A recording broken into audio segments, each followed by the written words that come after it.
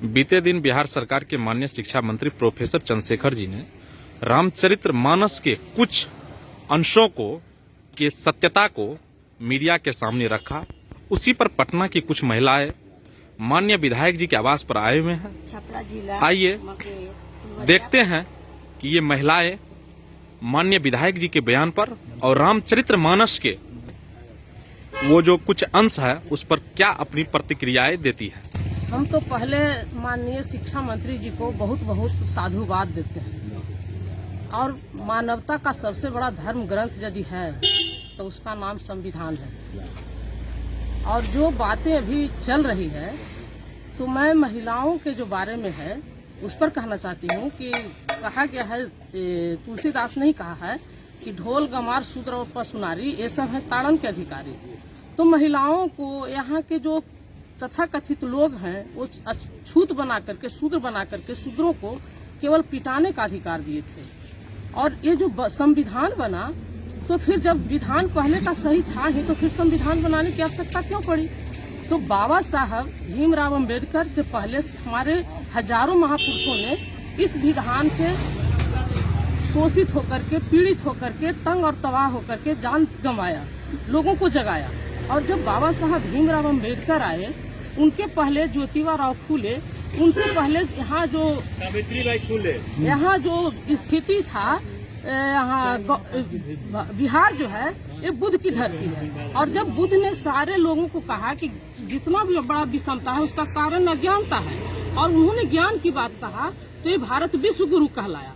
और बुद्ध के मार्ग को अपनाते हुए ज्योतिबा राव फूले ने बहुजनों को एकता किया और यहाँ पढ़ने का शूद्रों का अधिकार नहीं था, महिलाओं का अधिकार नहीं था। तो माता सावित्रीबाई ने इसके लिए संघर्ष किया, उनको गोबर से मार खाना पड़ा, झाड़ू से मार खाना पड़ा, घर छोड़ना पड़ा। और उन्होंने व्यक्तिगत पुत्र पैदा न करके शिक्षा रूपी गर्भ धारण करके बाबा साहब भीमराव अम्बेडकर जैसा पुत्र पैदा किए। और तब उन्होंने कोलंबिया विश्वविद्यालय से पढ़ करके संविधान जैसा ग्रंथ लिखने का काम किया।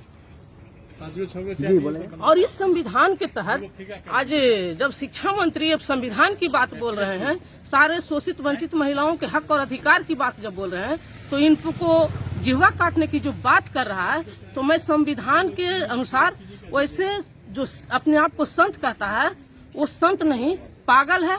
और उसको या तो पागल खाने में कैद किया जाए या तो देश के बाहर किया जाए, और यदि वो मानसिक सही है तो उसको फांसी की सजा दिया जाए। लोकतंत्र में सबको अपनी बात कहने का अधिकार है। बिहार सरकार के माननीय शिक्षा मंत्री ने अपनी बात कही, जो पीड़ा थी बहुजनों की उसको व्यक्त किया उन्होंने।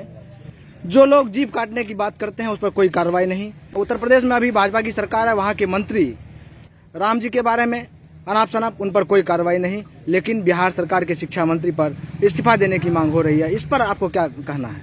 मैं तो कहूँगी कि 2024 के केंद्र के शिक्षा मंत्री प्रोफेसर चंद्रशेखर जैसे बनेंगे और भारत में एक समान शिक्षा लागू होगी और तभी देश का कल्याण होगा। और जो ऐसे पाखंडी लोग जो यहाँ के जुल्मी शासन फिर लाना चाहता है, महिलाओं को किस तरह से दासी प्रथा झेलना पड़ रहा था, महिलाओं को जिंदा जलने के लिए मजबूर किया जा रहा था, यहाँ के दलित लोगों को सड़ा हुआ मांस खाने के लिए मजबूर होना पड़ता था। और जिस तालाब में एक कुत्ता पानी पीता था उसमें एक इंसान पानी नहीं पीता था, उसी हालात में फिर लाने की कोशिश है। ऐसे जितने भी संत लोग जो अपने आप को कहते हैं, ये लोगों को देश से बाहर कर देना चाहिए या फांसी के फंदे पर लटका देना चाहिए, जो चंद्रशेखर जी को जीभ काटने की बात कहा। क्या आपको लगता है कि देश के सभी लोगों को जो ये विवादित बयान जो कह रहे हैं सत्यवाद को भी पर प्रोफेसर चंद्रशेखर जी के साथ देशवासियों को खड़ा होना चाहिए? पूरे देश की सारे जो शोषित पीड़ित वंचित तबका है, सारी महिलाएं हैं जो इनके साथ खड़ा है।